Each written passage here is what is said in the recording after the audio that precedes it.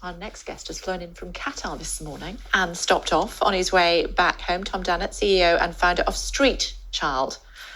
Tell me about Street Child and what my lovely viewers can do to help you. Yeah, Kay, thank you so much for having us on. Street Child is about every child in the world being safe in school and learning. We focus our efforts in the world's war-torn and poorest countries. And look, it's a cause we just ask everyone to get behind. We know that without education, life's opportunities are incredibly narrow. But if you get just little education, everything is possible. And when we see terrible scenes on the telly from Gaza, from Ukraine, or in countries like Sierra Leone, you think, what can I do? And today or tomorrow, maybe not so much, but with a bit of imagination about the future for the children you're seeing, the actions we take now could affect their 5, 10, 25-year view, and that's what we're about. So you're trying to raise about £225,000? To start with, we're always trying to raise as much as possible. Yeah. There are 70 million children in the world of primary school going age who are not in school. So you could fill the entire of the British Islands with children who should go to school, just for primary school, and they're not. So there's a huge amount to be done. We began 15 years ago with one project for 100 children in a town called Makeni, the north of Sierra Leone. We've just gone past the point where we made an impact in the education of 1 million children.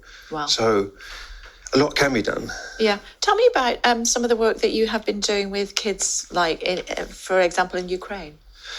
Yeah, I mean, in Ukraine, we've been repairing schools that have been destroyed by conflict. We have been running sports sessions. The Times ran a piece over the weekend about football classes we're running.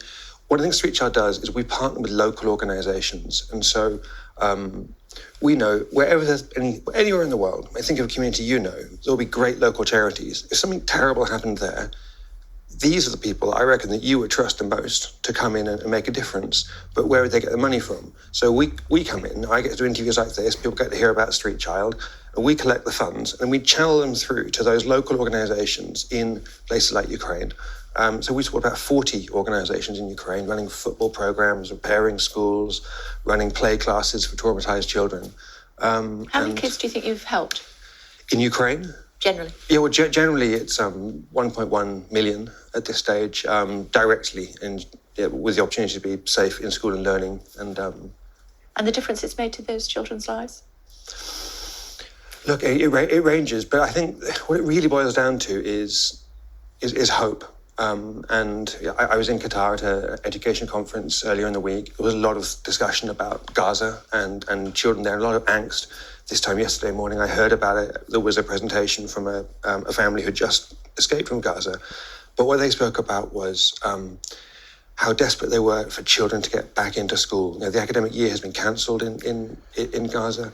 Terrible things are happening right now. But if we just look down the track, what is it that will give those children a future? It's education and hope.